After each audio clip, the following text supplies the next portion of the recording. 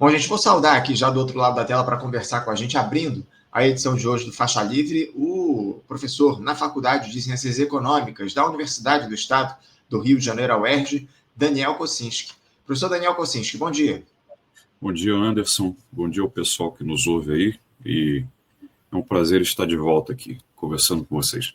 Prazer sempre nosso, viu, Daniel, te receber aqui no Faixa Livre. Obrigado por novamente estar aqui conosco, aceitar esse convite para a gente tratar dos temas importantes da política nacional, viu, Daniel? Porque a gente tem falado aqui ao longo dos últimos tempos que assunto é o que não falta para a gente comentar sobre o cenário da política nacional, começando, como de costume, Daniel, falando um pouco sobre esse governo Lula. Temos aí 2 anos e 9 meses de mandato, um pouquinho mais, um governo que se coloca numa gestão de conciliação de classes, acima de tudo, como sempre foi o caráter do presidente Lula à frente do Palácio do Planalto, enfim, fazendo concessões à turma no andar de cima, mas com vitórias pontuais e algumas delas importantíssimas, eu diria, como essa que a gente teve no dia de ontem, referente à aprovação lá na Câmara dos Deputados da isenção do imposto de renda para quem ganha até R$5 mil por mês aqui no nosso país. A gente vai detalhar isso daqui a pouquinho, Daniel, mas eu queria primeiro te passar a bola para saber o que a gente pode dizer sobre esse governo do presidente Lula, esses quase 3 anos de mandato, né? Temos aí quase 3 quartos desse mandato cumpridos aí pelo presidente, e como a gente avalia essa ampla aliança que governa o Brasil, aos trancos e barrancos, entre tropeços, entre vitórias, entre polêmicas, enfim. O que a gente pode dizer nesse momento sobre o governo Lula? Sim, veja bem, primeiro, não há como não ser um governo de ampla aliança. Esse é o primeiro ponto. Não falo isso no sentido de indulgência em relação ao governo, tá? Absolutamente. Mas de constatação de uma realidade objetiva, né? Nesse regime que nós temos, quem comanda em última instância é o parlamento. Tá? E o parlamento tem um perfil que definitivamente não é um perfil inclinado, né, a uma política de corte progressista, podemos dizer assim. Tá? E o governo necessita desse parlamento para fazer o básico, para que possa haver governo, certo? Suas iniciativas têm que passar por lá, têm que ser aprovadas por lá, enfim. Né? E muitas iniciativas vêm direto do parlamento.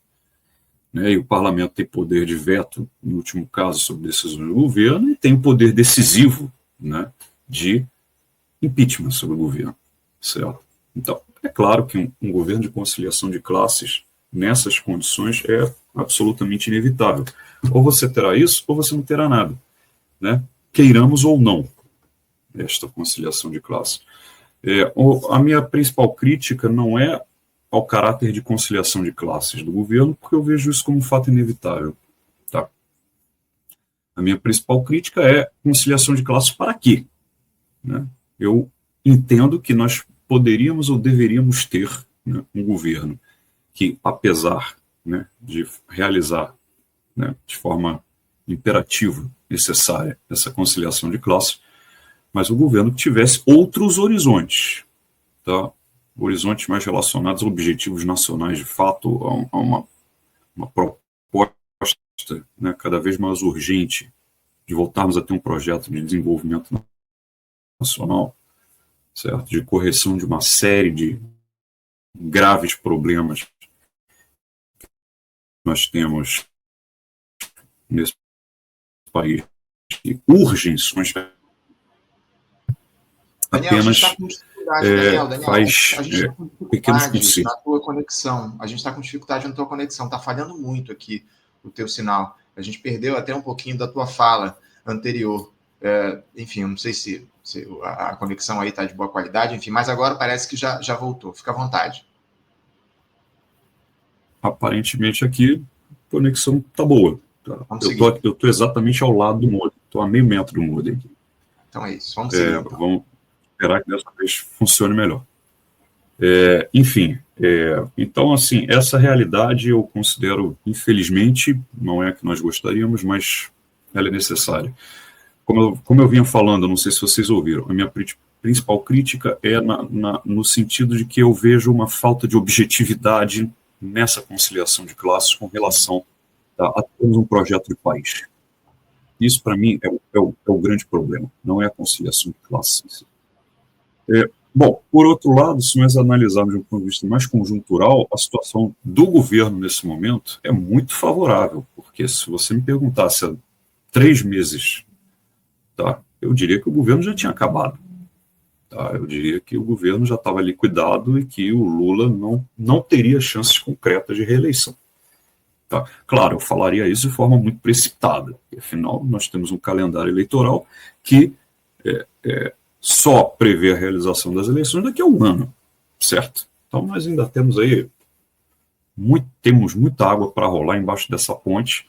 Política é absolutamente transitória, certo? Da mesma forma que há 3 meses o governo, no meu entendimento, estava liquidado. E hoje o governo a vida, né?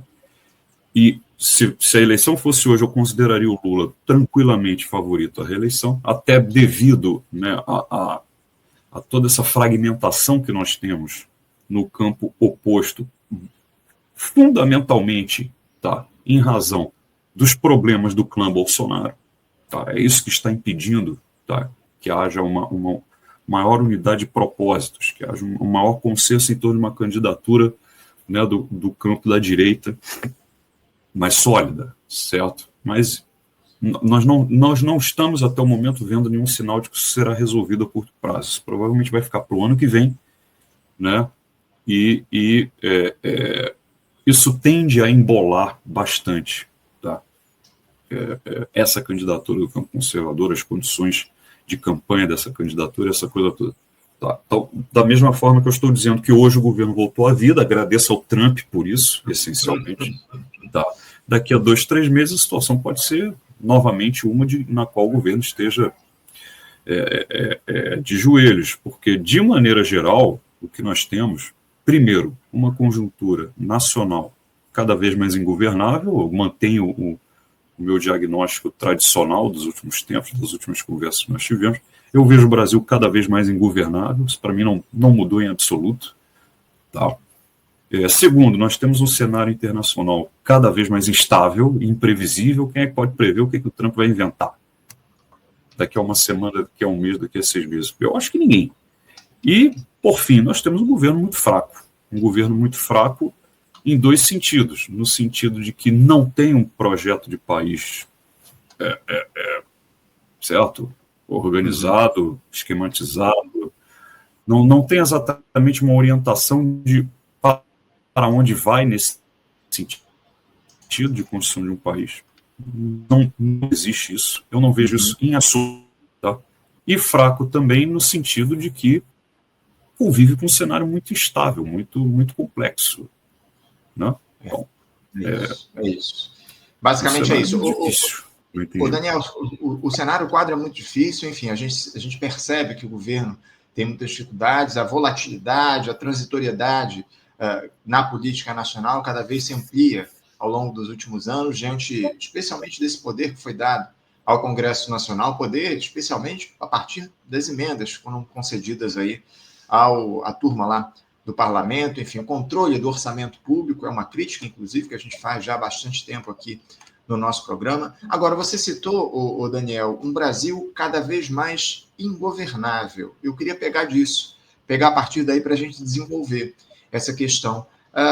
O que leva a essa ingovernabilidade, principalmente? O que pode ser feito, ou o que poderia ser feito, para que a gente retomasse um país, acima de tudo, governável? O que pode ser feito para que haja governabilidade, de fato, a partir da presença da República, do Executivo, enfim?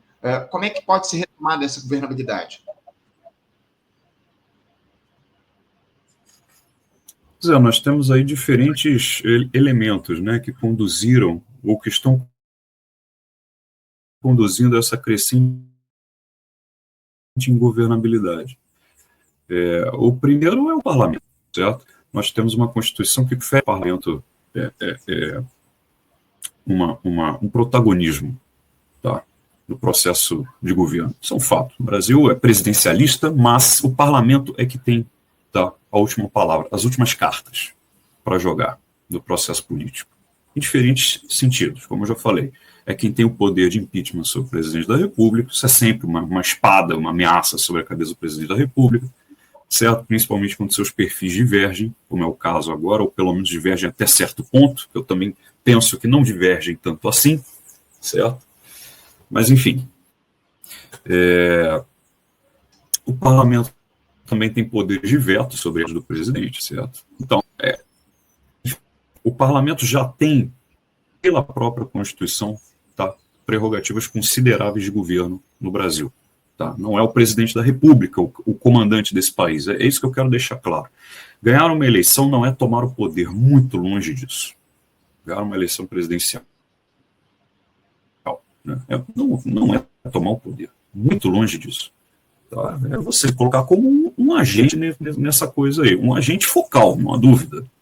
Um agente com grandes prerrogativas, grande poder, grande capacidade de mobilização, isso é indiscutível, mas não é tomar o poder, certo? Então nós temos que considerar um absoluto desastre o perfil do parlamento brasileiro hoje. Tá? Tenho toda a tranquilidade para afirmar como ficou muito patente aí há pouco mais de 10 ou 15 dias, né, com os movimentos que foram tomados no sentido da PEC da anistia, né? E também na chamada PEC da blindagem, cujo nome, no meu entendimento, deveria ser outro, não era blindagem. Né? Pode começar com B também, mas não precisa ser blindagem. Eu digo, é bandidagem, bandidagem, PEC da bandidagem, tá? Como o povo... no meu entendimento... Bom, tudo bem, você já arrematou a questão aí. No meu entendimento, essas duas iniciativas mostram da forma mais clara e inequívoca o perfil do parlamento que nós temos nesse país hoje, com quem nós estamos lidando, no caso a Câmara, principalmente. O Senado ainda dá uma melhorada, um pouquinho melhor e tal, ainda teve que botar um freio na coisa, porque a repercussão foi forte demais e tal, essa coisa toda. Tá? Então nós temos esse problema gravíssimo. Como é que se governa com um parlamento desse perfil? Honestamente, eu acho que ninguém governa. Não me parece que algum presidente da República tenha meios para resolver isso aí. E nós temos outras questões prementes, independência, autonomia do Banco Central, por exemplo. Você não vai se governar sem controle sobre a moeda, isso é absolutamente básico, trivial. Não vai se governar sem controle sobre a moeda. Tá? Vamos ficar nessa situação absolutamente ridícula, na qual o presidente da República indica o seu presidente do Banco Central, uma vez o cara, né, instalado na presidência do Banco Central, ele faz absolutamente o que ele quer. Tá? Ele é um verdadeiro presidente da banca, né, do mercado, se quisermos dizer assim. E pronto, ele faz a política que convém. Né, aquele círculo, né, que é o círculo que efetivamente comanda, né, as finanças desse país hoje. Tá? O presidente da República fica de braço cruzado, o ministro da Fazenda fica se prestando a esse papel também ridículo, que o Haddad de vez em quando se presta, fazendo, né, pequenos comentários, críticas muito veladas à condução da política monetária do Galípolo, que, aliás, é mais, né, ela é mais ortodoxa do que era do Campos Neto, certo? Então, tudo bem, quando o Campos Neto era o presidente do Banco Central, ele era o culpado por tudo, era isso que transparecia a retórica do Lula, esse cidadão isso, esse cidadão aquilo, não sei o que. Tudo bem, agora o cidadão é seu. E aí? O que mudou? Nada, não mudou nada. Ao contrário, a política é pior ainda. Então, como é que você vai efetivamente governar esse país se você não controla a moeda desse país? É inviável. Isso tem que ser desfeito. Mas como é que se desfaz isso com esse parlamento? E como é que se desfaz isso sem iniciativa presidencial nesse sentido? Né? Então, nós ficamos de mãos atadas, nós ficamos nesse ciclo vicioso aí, no qual não se governa, ou se governa muito pouco, né, para se ganhar, buscando novos mandatos que vão resultar em quê? Em menos governo ainda. Porque se eu digo que hoje o Lula seria reeleito, por causa da conjuntura, né, da política, da dinâmica eleitoral, tudo bem. E aí? Reeleito para quê? Provavelmente para pouquíssima coisa, para fazer um governo ainda mais fraco do que esse que nós temos hoje. Daniel, eu vou te fazer um pedido aqui. A gente está com um delay muito grande na tua fala aqui. Eu falo, você me ouve muito depois. Eu acho que é por conta da qualidade da conexão. Então, vou pedir para você sair da sala e voltar para ver se a gente consegue, pelo menos, reduzir esse delay, tá bom? Daqui a pouquinho, então, a gente volta a conversar aqui. Eu só vou esperar o Daniel sair e voltar para a gente tentar corrigir esse delay. Tá me ouvindo uns 5 segundos depois da hora em que eu falo. Então, vamos tentar fazer essa pequena correção. Enquanto isso, vou ler mensagens aqui chegando. Ó. O Denis Rahal dizendo aqui, ó, o governo Lula está entregando as terras raras ao Império, questionando. Parece que sim, viu, camarada? A gente vai, inclusive, repercutir isso aqui ao longo dos próximos dias. A Maria Nazaré Terra, dizendo aqui, excelente, elogiando a análise aqui do Daniel Cocins. Obrigado, viu, Denis? Obrigado também a Maria Nazaré. O Nathan Neyman dizendo aqui, Haddad, da mesma forma que Lula, é um mentiroso profissional. A crítica aqui do Nathan Neyman. Já Isabel Cristina diz aqui, Brasil soberano, Lula soberano. Bar Rodrigues, bom dia para você também, viu, Bar? Obrigado por você estar aqui conosco mais uma vez acompanhando o nosso programa. O Pedro Miguel aqui dizendo, é óbvio que o parlamento tem o poder de fato, ao executivo resta negociar e com força limitada. Mais uma vez, trata-se de um parlamentarismo prático, muito mal disfarçado. Bom, pessoal, o Daniel já está voltando aqui com a gente. Você me escuta bem, Daniel? Sim.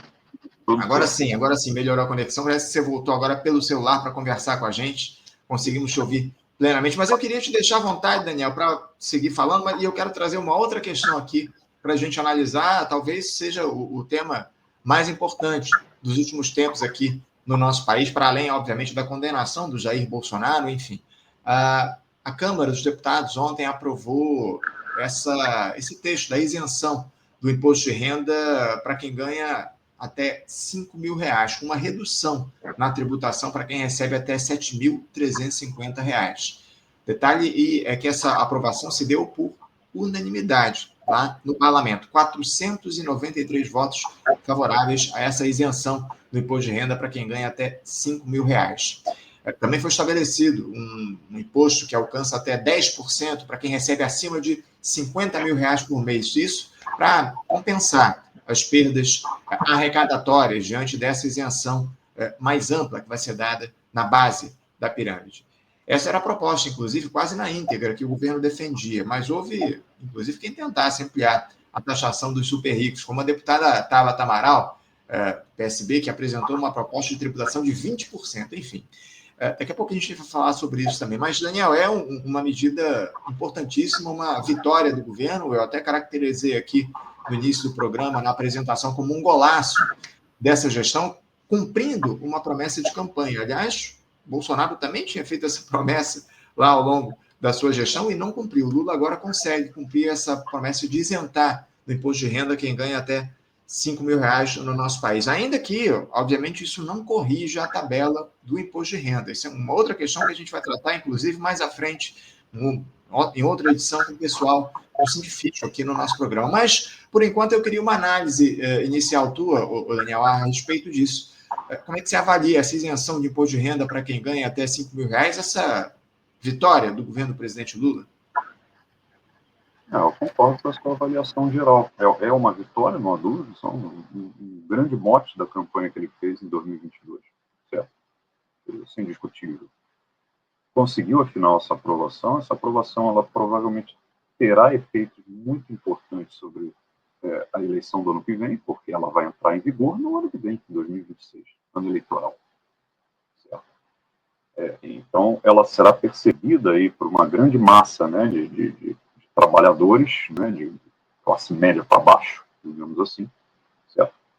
Que serão beneficiados por essa isenção e que sentirão, né, essa melhora no seu poder de compra, né, terão algum dinheiro a mais disponível, né, para fazer suas coisas, justamente no ano eleitoral. Então, nesse sentido, ela de fato tem tudo para se tornar um grande ativo, né, em favor do governo, no momento capital, pelo menos do ponto de vista do calendário eleitoral. Tá? Como você já colocou, de fato o Congresso demonstrou uma adesão, né, absolutamente significativa à iniciativa, pelas razões que você também já colocou. Quem é que quer sair lá? A eleição é daqui a um ano, falta pouco tempo, certo? Quem é que quer aparecer lá na frente como, esse cara aí votou contra você, ele votou contra a isenção de imposto de renda até a sua faixa salarial, esse cara aí, lembra dele, não vota nele não. Ninguém quis correr esse risco, certo?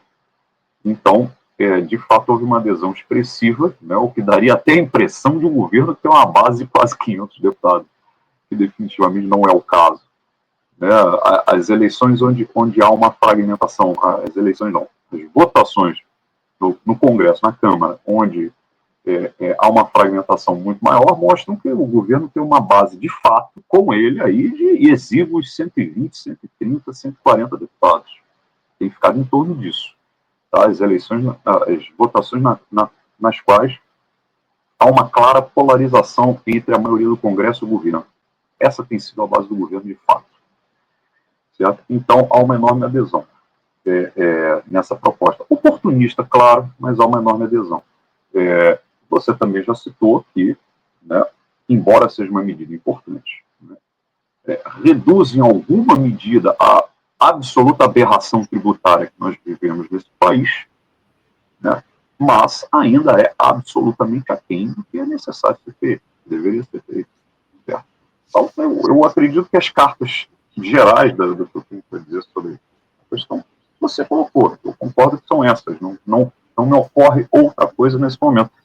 Muito mais deveria ser feito, e como foi feito dessa vez, provavelmente agora demorará muito tempo, né, para que algo seja melhorado, algo seja incrementado nessa situação. Nos próximos anos, a minha aposta é que nós voltaremos a ter o famoso congelamento da tabela do imposto de renda, que vai aos poucos, né, com o caminhar da inflação, vai restabelecendo a situação de injustiça tributária inicial.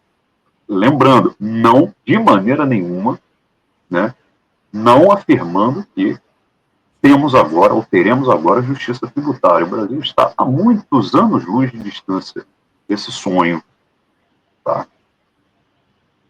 Até essa reforma tributária aí, que foi analisada recentemente lá pelo Congresso Nacional, não estabelece, obviamente, a justiça em relação ao que está colocado. A grande questão é justamente essa, eu acho que você trouxe, viu, Daniel? Porque não há dúvidas de que é um avanço, mas que, ao tudo indica, vai produzir um horizonte de estabilidade em relação a essa situação. Ou seja, a gente não vai ter uma nova correção, uma correção efetiva da tabela do imposto de renda a partir dessa iniciativa que foi tomada aí pela Câmara no dia de ontem. Aliás, o texto ainda vai para o Senado Federal, ainda não está aprovado propriamente. Não há dúvida de que o Senado também vai aprovar essa matéria e o Lula vai sancionar logo na sequência. O presidente, aliás, corre contra um tempo. Ele já quer que isso já entre em vigor para a próxima declaração do imposto de renda a partir do ano que vem. Mas é fato que isso não produz justiça tributária em si. A gente vai, inclusive, detalhar mais uma vez no programa esse tema em breve com o pessoal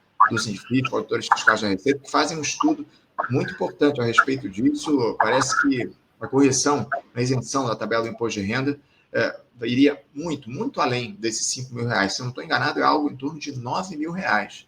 Hoje, a tabela de isenção do imposto de renda para se estabelecer, de fato, uma correção efetiva. Mas, enfim, isso é papo para uma outra entrevista aqui no nosso programa. Ô Daniel, dava para ser mais ousado nessa proposta, Daniel? Porque a Tabata Amaral, como eu citei aqui, ela tentou ampliar esse imposto para quem ganha acima de R$50.000 por mês, R$600.000 por ano. Ela tentou ampliar esse imposto para a casa dos 20%. A proposta do governo e do Arthur Lira era de 10%. Lá atrás, o Paulo Guedes tentou uma tributação de 20% também, que acabou recuada para 15% e aprovada na Câmara dos Deputados, mas foi para o Senado e está parada até hoje. Essa proposta do Paulo Guedes ali de aumentar a tributação dos super ricos. Dava para ser mais ousado? O governo tinha medo, de alguma forma, de se comprometer com o andar de cima com uma proposta mais ousada do que essa? O risco é de que algo mais ousado não fosse aprovado. E aí o governo ficaria sem nada. Né? Eu avalio que, se o governo chegasse na próxima eleição, né, sem nada na manga, né, sem nenhuma carta na mão nesse sentido, sem nada para apresentar nesse sentido, né, seria um ponto muito fraco na sua campanha. Certo? Bom, você fez uma promessa fundamental na sua campanha de 2022 e você não conseguiu nada. E aí, como é que fica? Isso ficaria muito fraco, né? Muito fraca a posição do governo, né, para pleitear uma reeleição a partir disso. Além de todos os muitos problemas que nós já temos, né? Não haverá nenhuma eleição fácil, nem para um lado, nem para o outro, tá? Dado o clima do país, dadas as condições do país, mas isso enfraqueceria ainda mais a situação do governo. Então, eu penso que o governo também não quis, né, ousar muito para, né, ter certeza de que ele conseguiria aprovar pelo menos o básico que foi prometido, certo? E, nesse sentido, tudo leva a crer que o cálculo foi correto, né? Será que nós teríamos aí 493 deputados favoráveis a uma proposta mais ousada? É pouco provável.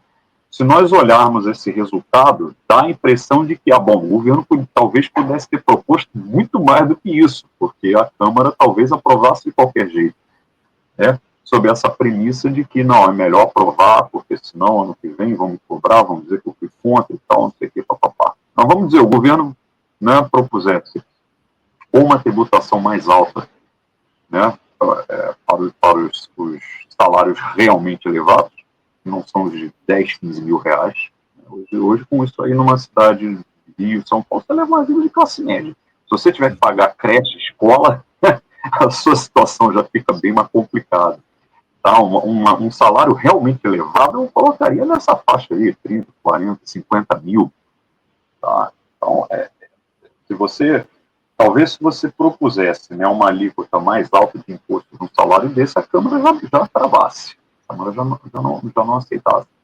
Né? Se você propusesse uma isenção de imposto de renda até essa faixa de 9 mil e poucos reais que você colocou, né, você, pelo menos num país que vive sob permanente ajuste fiscal, sob permanente intervenção, né, dos donos do dinheiro sobre as suas finanças, como é o caso do Brasil, né, você teria pelo menos que compensar isso de alguma forma. Bom, tudo bem, então você vai tributar quem?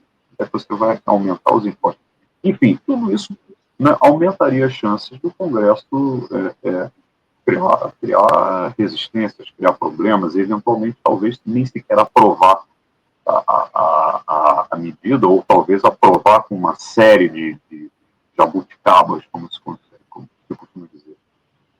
Então, me parece que o governo aí, no caso, teve uma postura mais conservadora, mas vamos fazer o feijão com arroz, porque a gente aprovando feijão com arroz já é o ativo que nós vamos ter para mostrar na eleição do ano que vem. E, bom, do ponto de vista do governo, o resultado, do nosso ponto de vista, né, que queremos ver, né, mudanças estruturais de fato, aí a gente fica chupando o dedo. Né?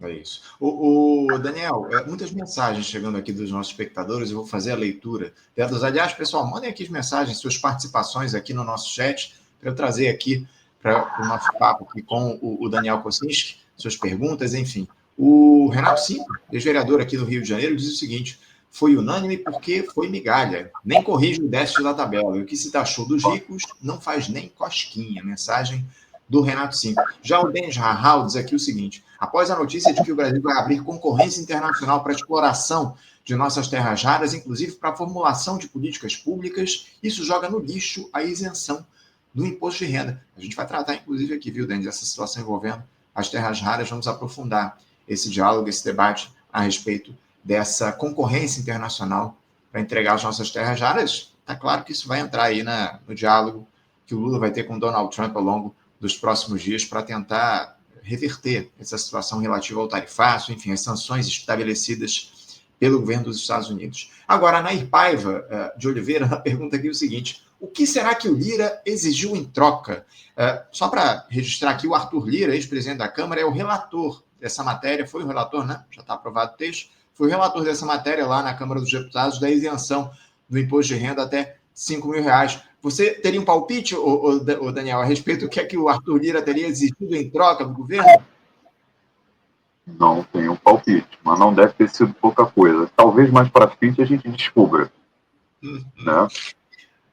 É isso. Talvez mais para frente. O Arthur Lira, que ainda tem um enorme poder lá na Câmara dos Deputados, foi ele que elegeu o Hugo Mota, enfim, digamos assim, o presidente simbólico da Câmara, o senhor Arthur Lira, que tem o Hugo Mota, ainda influencia demais, tem o Hugo Mota nas mãos e influencia demais o poder. Eu diria que ele é o de fato, simbólico é o Mota. O Arthur Lira, estamos parecendo. É isso, é bem por aí mesmo. Daniel, eu queria trazer aqui uma outra questão ainda relativa a essa situação envolvendo a aprovação do imposto de renda, da isenção do imposto de renda, essa iniciativa pode ser, de alguma forma, o pontapé inicial para um processo de redução estrutural da desigualdade tributária no nosso país, Daniel? A gente pode esperar uma distribuição de renda de fato mais justa a partir dessa medida? E eu te pergunto isso, a gente já tratou disso ainda há pouco, você falou, acredito que a gente não deve avançar muito mais em relação ao que está colocado, mas a gente precisa considerar um fator importante que voltou ao cenário da política nacional ao longo dos últimos dias. Eu me refiro à mobilização popular.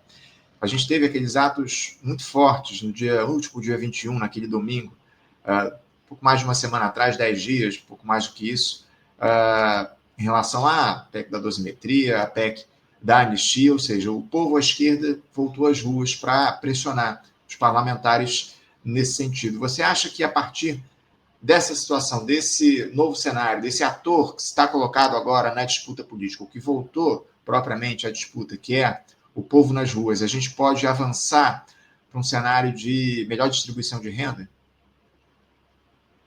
Olha, duas questões que eu gostaria de colocar aí. O povo que foi às ruas há 10 dias, ele, no meu entendimento, ia muito além da esquerda. Porque houve uma pauta, as iniciativas do Congresso, né, com as duas PECs que nós já citamos, elas suscitaram uma indignação, né, muito significativa em diferentes setores da sociedade brasileira. Tá?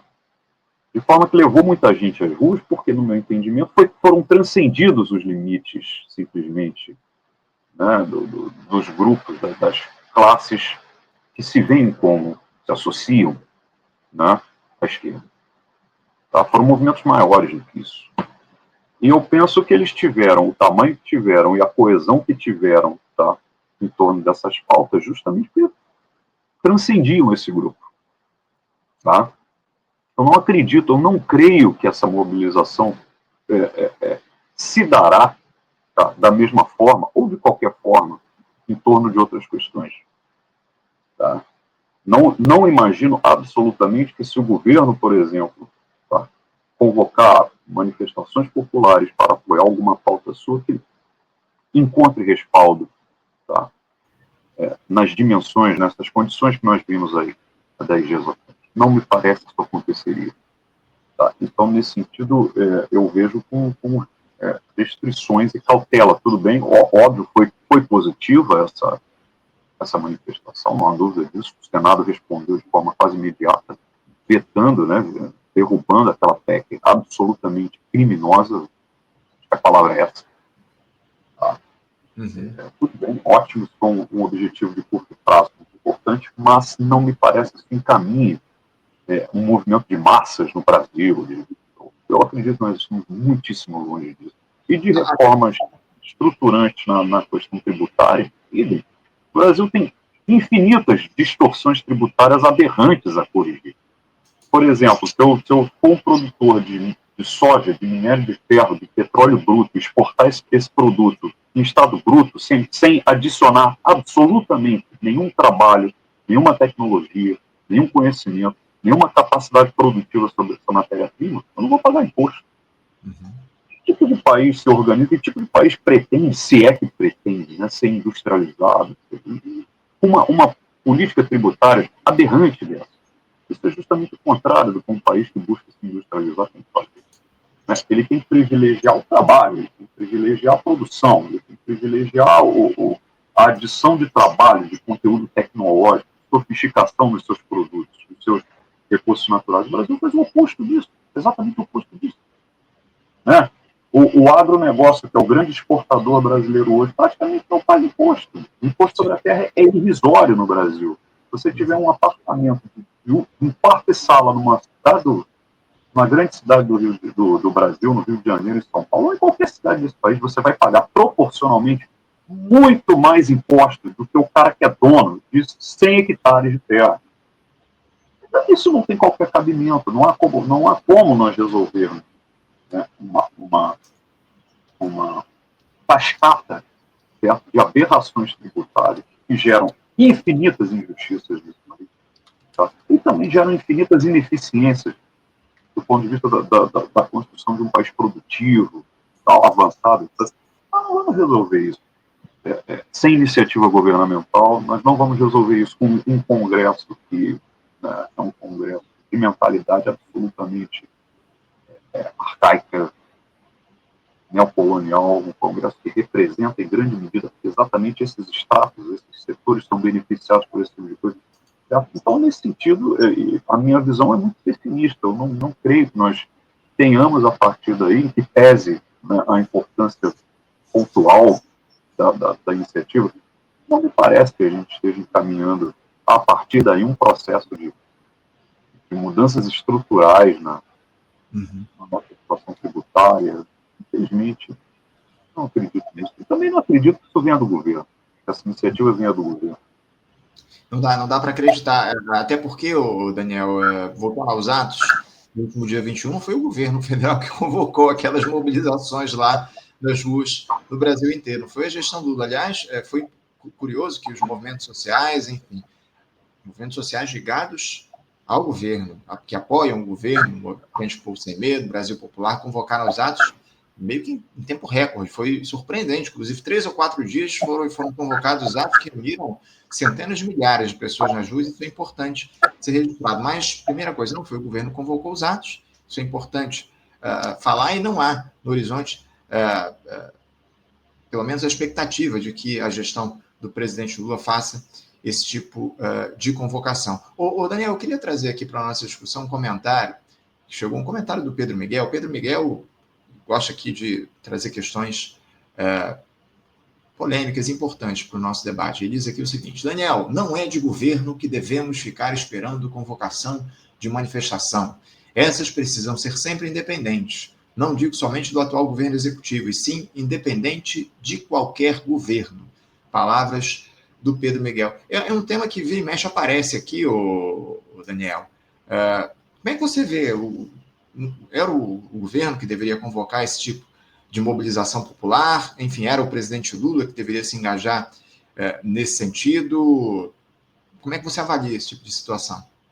O presidente Lula não tem esse perfil. Ele levanta a bandeira de esquerda na hora da eleição, bota a camisa vermelha para ir no palco, para discursar lá nos eventos do PT, para fazer a campanha, essa coisa toda. Mas ele não é um presidente de esquerda. E como eu já disse, também não creio que caiba no Brasil, com a nossa configuração social-política atual, que ele fosse um governo de esquerda. O que, na verdade, o que me incomoda mais nessa situação não é que ele não seja um presidente de esquerda e não faça um governo de esquerda, é a representação que se faz dele como sendo de esquerda. É mais esse o meu problema, certo? Tudo bem que não seja um governo de esquerda, porque não há condições objetivas, ou talvez porque ele próprio não tenha esse interesse, eu também acredito nisso, certo?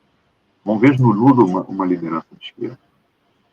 Ele é um conciliador, um grande conciliador de classe, um cara que faz concertos de oligarquias. Já entendeu que essa é a gramática, né, de governabilidade básica desse país. Ele aprendeu a fazer isso aparentemente muito bem. Tá? Então, nesse sentido, não me parece que isso seja uma iniciativa cabível, compatível com perfil de governo que ele faz, com o perfil da liderança dele. Tá? Então, tudo bem, as manifestações têm que ser independentes. Então, elas virão da onde? Elas não estão vindo de lugar nenhum. Certo? Quem puxará essas manifestações? Quem terá essa capacidade de mobilização popular? Os pequenos partidos de esquerda? Nós constatamos essa capacidade de mobilização neles? A princípio, não. A partir desse questionamento do Pedro, o Daniel, eu queria até avançar um pouco mais, porque ele fala que isso não deveria ser papel desse governo, de nenhum governo. E a minha pergunta vai justamente nesse sentido.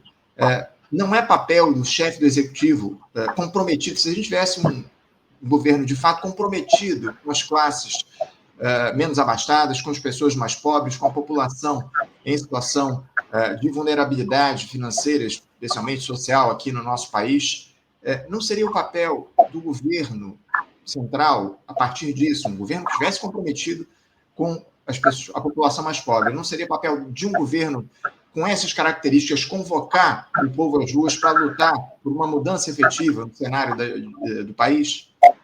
Sim, Eu entendo que sim. Um governo com essas características, né? Frisando essa, não estamos falando, eu pelo menos não estou falando de governo Lula. Absolutamente. Sim, eu entendi assim. Eu entendo que é prerrogativa de governo ter iniciativas, liderar. O que deve fazer um presidente da República, em primeiro lugar, no entendimento? Já que eu estou afirmando que um presidente da República não tem o poder nas suas mãos, muito longe disso. Tá? Ele é meramente um agente focal, né, uma figura focal dentro desse arranjo. Ele concentra uma série de poderes e prerrogativas, tá? Mas ele faz parte de um arranjo que é muito maior que ele. Tá? O que compete a um presidente da República nesse sentido, dentro dessa perspectiva? No meu entendimento, é, no mínimo, liderar. Liderar. Ele tem que colocar as pautas para a sociedade. Ele tem que trazer os temas para a sociedade. Ele tem que mostrar os caminhos. Ele tem que buscar uma politização da sociedade, uma conscientização da sociedade a respeito, né, de quais são os problemas estruturais, quais são os problemas urgentes, o que nós temos que atacar, como é que nós temos que atacar. Ele tem que fazer esse jogo. Isso, é no mínimo isso que eu penso que o presidente da República deve fazer. Senão ele está fazendo o que ali? Simplesmente como um gestor? Mas o gestor não precisa de presidente da República. A gestão faz parte de um governo, claro, gerir uma máquina pública. Né? Agora, e a iniciativa política? Isso é fundamental. E eu também considero, nesse sentido, o Lula muito fraco. Né? Eu considero que o Lula é muito fraco nesse sentido. De fato, ele se tornou um conciliador de oligarquias, tá? E ele faz muito bem esse jogo da conciliação das oligarquias, obviamente, e isso, né, o priva, né, de ter iniciativas, de liderar uma série de questões fundamentais ao país que não seria de interesse dessas oligarquias, ou pelo menos de grande parte delas. Né? Como, por exemplo, essas que eu coloquei. Aí, vamos discutir uma reforma tributária que induz uma industrialização desse país, ou nós vamos continuar com uma estrutura tributária que induz a desindustrialização desse país, a reprimarização desse país, como nós temos, né, desde os anos 90, desde lá da Lei Candir, desde lá do Plano Real, e essa coisa toda. No meu entendimento, o Lula falha terrivelmente em fazer isso. E nós estamos colhendo as consequências. O Brasil passa, né, nos últimos 30 anos, por uma regressão de capacidades tecnológicas, produtivas, de estrutura produtiva, brutal, poucas vezes vista na história. Sim. Poucas vezes vista na história. Nós fizemos uma análise, por exemplo, comércio Brasil e China, como eu fiz uma pesquisa recente nesse sentido. Pega a estrutura do comércio Brasil e China. A estrutura desse comércio é desastrosa do ponto de vista do nosso desenvolvimento. O Brasil pode ter um superávit de 30, 40, 50 bilhões de dólares no comércio com a China, dependendo do ano. Certo? Dependendo do ano. Tudo bem. Isso é positivo do ponto de vista das contas externas? Não há qualquer dúvida disso. Mas qual é a composição desse comércio? Nós somos hoje, basicamente, um vendedor de matérias-primas brutas para a China, e para a Europa, e para o mundo de maneira geral. E um comprador de todo tipo de produtos industrializados, de alta complexidade, sofisticado. Então a gente vai vender nosso minério de ferro para a China, né, a preço do minério de ferro, e vai importar da China o aço chinês, né, destruindo a nossa siderurgia, ou máquinas e equipamentos, ou veículos elétricos muito mais sofisticados, muito mais complexos, muito mais caros, que tem muito mais trabalho, muito mais conhecimento adicionado dentro dele. Né? Tudo isso feito a partir do nosso minério de ferro, mas nós vamos pagar centenas de vezes o preço do nosso minério de ferro, certo? Por aquilo que é feito a partir de uma matéria-prima nossa. É esse o nosso projeto do país? É esse projeto que está na praça. As consequências estão aí. Nós não vamos passar impunes por esse equívoco estourado. Para além do resultado financeiro, Daniel, é importante observar isso que você está trazendo, né? O que é que essa estratégia de transformar o Brasil num país primário exportador produz para a nossa indústria, enfim, para o país em si. O Brasil está ficando para trás, acima de tudo, né, Daniel? Sim, para a nossa sociedade. Nós somos hoje uma sociedade de agroexportação, exportação de produtos agrícolas, minérios e produtos extrativos, uma indústria pontual, rudimentar e já em muitos sentidos, uma indústria que é bastante menor, tá, de produção física do que era há 10, 15 anos atrás. Tá? O Brasil hoje tem uma produção industrial consideravelmente menor do que tinha em 2011, 2012. É uma situação completamente absurda, inadmissível dentro de qualquer projeto sério de país, qualquer projeto minimamente sério de país. Essa é a nossa situação, certo? E aí? O que nós vamos fazer a respeito disso? E as grandes cidades tomadas por criminalidade endêmica, massas de desempregados, subempregados, trabalhadores precarizados, motoristas de mototáxi, Uber, para todos os lados, pilotando das formas mais loucas possíveis, sofrendo acidentes, enchendo os hospitais brasileiros, porque tem que ser operados de fraturas, de lesões dos mais diversos tipos. É isso que nós estamos fazendo com a nossa juventude. A nossa juventude que devia estar empregada, né, em indústrias, né, em centros de pesquisa, né, se nós tivéssemos um país preparado para isso, um país que investisse no nosso presente, no nosso futuro, a nossa juventude está aí se arrebentando, pilotando moto nas ruas, entregando iFood, bicicleta. É isso? Então, é isso que nós vamos ser daqui para frente? Que tipo de país isso vai resultar? Cara? Já está resultando. Não é possível que esse seja o projeto de um governo que tem pensamento, um governo de esquerda. É isso que eu penso. Não tem dúvida, não tem dúvida. É um horizonte sombrio que está colocado a partir das escolhas que estão sendo feitas, aliás, que já são feitas há muito tempo aqui no nosso país, mas que se aprofundam a partir dessa gestão do governo Lula. Daniel, eu queria partir aqui para o nosso último tema aqui do nosso papo, que é justamente a situação envolvendo lá Gaza. Né? A gente tem aí, a gente teve no dia de ontem, o Estado sionista de Israel sequestrando os barcos da Flotilha da Liberdade, a Flotilha Global Sul, em águas internacionais. Mais uma vez, Israel sequestra barcos e os ativistas estão nessa flotilha, enfim, nessa mobilização, tentando levar ajuda humanitária para Gaza. Havia 17 brasileiros nas embarcações, entre eles parlamentares, deputados, vereadores, enfim. Ainda não há uma informação mais precisa se todas as 50 embarcações que compunham a Flotilha da Liberdade foram interceptadas, mas parece que sim. Primeiro, Israel estava, com muitas embarcações, Israel estava primeiro interceptando as maiores e depois estava partindo para cima dos barcos menores da flotilha. O Itamaraty, inclusive, soltou uma nota ontem à noite a respeito desse ocorrido. Por volta das 9 da noite saiu essa nota do Itamaraty. Eu confesso uma nota bastante tímida em relação ao que necessitaria, até porque há muitos brasileiros, como eu citei aqui, 17, compondo a Flotilha da Liberdade, ou seja, mais um crime cometido pelo Estado sionista contra uma missão humanitária absolutamente inofensiva, Daniel. Eu queria uma análise, uma avaliação a respeito disso, e se você quiser ampliar a respeito também de outros temas relativos a esse massacre que acontece em Gaza, que já completa agora, no próximo dia 7, 2 anos. A gente tem esses 2 anos do início, né, do marco, digamos assim, do avanço, do morticínio do povo palestino. Eu queria que você falasse um pouco sobre essa ação do Estado sionista no dia de ontem em relação à flotilha e também, mais propriamente, sobre a situação em Gaza. Sim, essa ação, no meu entendimento, é apenas mais uma de um Estado que está engajado, né? No meu entendimento, está já de forma absolutamente caracterizada, inegável, tá? Numa política de limpeza étnica ali no território de Gaza. Certo? Eu não vejo absolutamente mais como velar da realidade. O entendimento é isso que está sendo feito. Certo? Aproveitaram a oportunidade do ataque do Hamas, né, em outubro de 2023, né, para colocar em ação uma política que boa parte dos agentes desse governo Netanyahu já tinha. Você procurar aí referências, né, ministros do governo Netanyahu, tá, ministro das Finanças, ministro da Defesa, né, que tipo de proposta, que tipo de defesa de políticas eles já faziam, tá, de anos lá atrás. Foi uma coisa que começou com esse ataque do Hamas.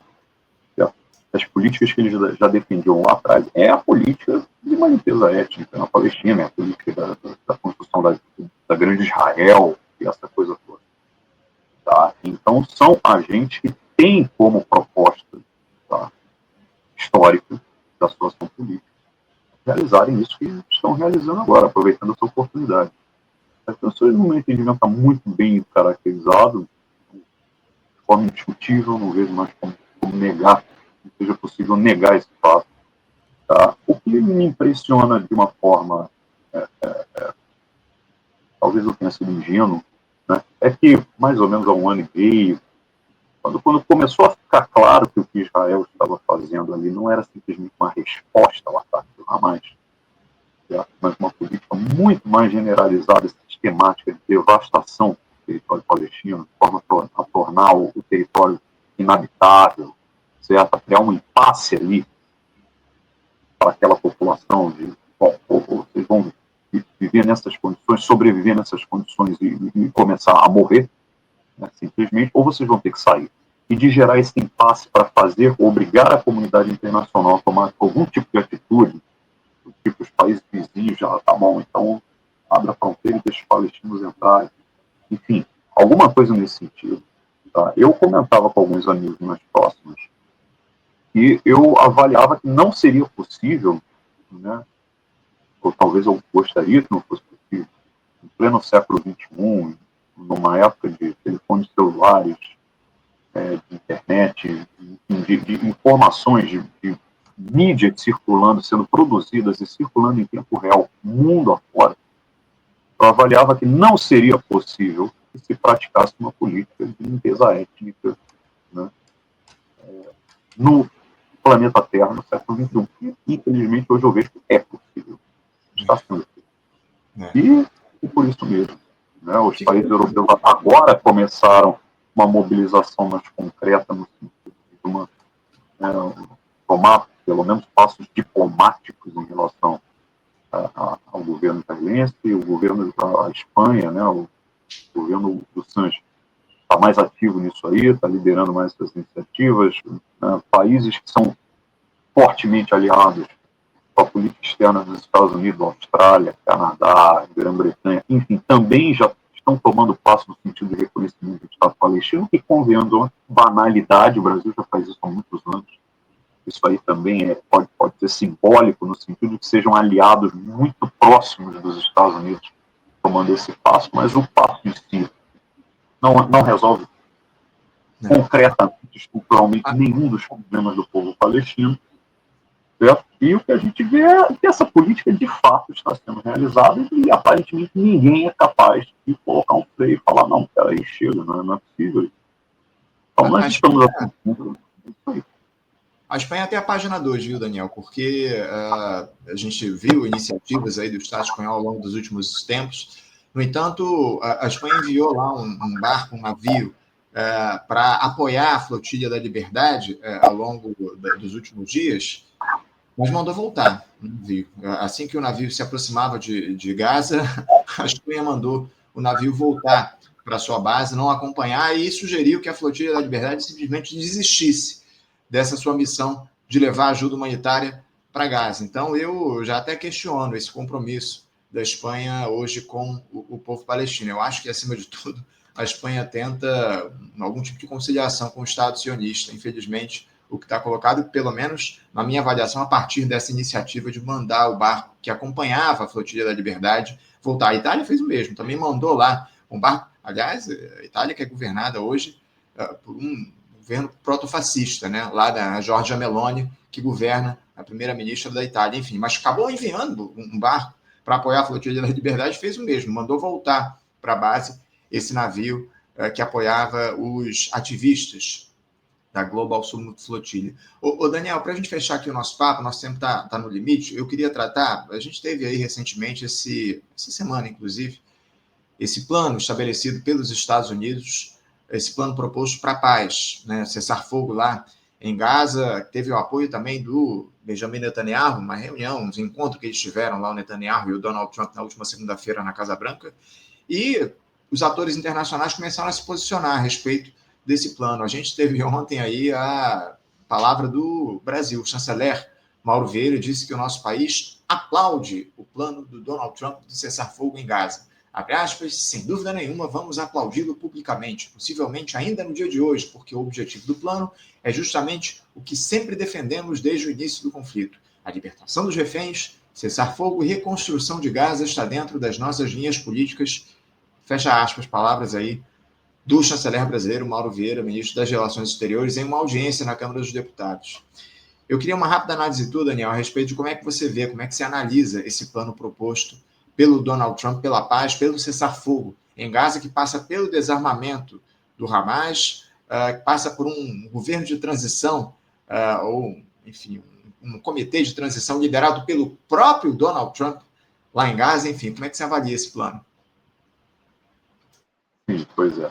Seria um plano de intervenção, né, na realidade. Seria um plano de intervenção sobre ali, os territórios palestinos, né, liderado pelo próprio Trump, sabe-se lá com quais propósitos, talvez fazer o tal resort que ele propôs em Gaza, uns meses atrás, uma verdadeira aberração, né, você pegar um território, né, que abriga aí cerca de 2 milhões de palestinos e não, vamos fazer um resort aqui, tá? Fazer um grande complexo hoteleiro, talvez para as elites europeias, para as elites americanas, enfim, uma coisa que me parece completamente lunática, sem qualquer propósito, sem qualquer base na realidade. Tá? Agora, bom, no meu entendimento, qualquer cessar-fogo seria bem-vindo ali, desde que ele fosse cumprido, claro. Né? Eu creio que a missão, a necessidade mais extrema e imediata que existe ali, né, diante das circunstâncias, é interromper, né, o mais rápido possível essa chacina que está acontecendo ali. Tá? Obviamente, também considero que seja parte disso a devolução dos reféns, ou vivos ou mortos, tá? Pelo Hamas. Então, nesse sentido, qualquer plano que proponha uma interrupção imediata, tá, da mortandade é bem-vindo. Agora, primeiro, não é um plano que tenha como horizonte visível, certo, tá, qualquer coisa remotamente parecida com o estabelecimento de um Estado palestino. Portanto, ele não está propondo transformar de nenhuma maneira os termos gerais da situação que está colocada ali. Tá? Então, esse é o primeiro ponto. E o segundo ponto, eu não vejo nesse governo, nesse gabinete do Netanyahu em Israel, qualquer pretensão ou disposição de interromper a política que está sendo realizada. Tá? Por duas razões, no meu entendimento. Uma relacionada ao próprio Netanyahu. Netanyahu é um magistral manobrador político, tá? Que morre, renasce, ou parece que morre, ressurge, enfim, na política israelense aí há vários anos. Ele faz isso de forma magistral, ele faz isso como ninguém. E me parece que, nesse momento, a avaliação que ele faz é de que a única forma de sustentar um governo, né, e de, né, escapar dos problemas que ele tem com a justiça israelense, tá, é a de manter um governo de guerra. Manter um governo num Estado israelense em estado de guerra. Tá? Então a guerra é muito funcional para os objetivos dele nesse momento. Tá? Eu acredito que se a guerra acabar, o Netanyahu provavelmente não vai durar muito tempo no comando da política israelense. Então ele quer que a guerra continue. E o segundo ponto é que, como eu já falei, existem diversos elementos do governo do Netanyahu que estão muito além dele, tá? Em termos do extremismo das políticas que defendem para o povo palestino. E que são elementos que estão aproveitando, estão capitalizando essa oportunidade para fazer uma política, tá, de limpeza do território palestino, limpeza da parte de Gaza, para uma eventual tomada definitiva e colonização pelo Estado de Israel. Eu também não imagino que um governo, um gabinete que tenha esse perfil, tá, tenha qualquer interesse ou disposição de encerrar o conflito. Então, eu não creio que esse plano sairá do papel. O conflito, aliás, o morticínio é muito funcional para o Netanyahu. Eu acho que ele se sustenta no poder, acima de tudo, por conta desse discurso de libertar os reféns de Israel que estão sob o poder do Hamas, enfim. A gente tem falado muito sobre isso aqui ao longo dos últimos tempos do programa. Aliás, já quero convidar aqui os nossos espectadores.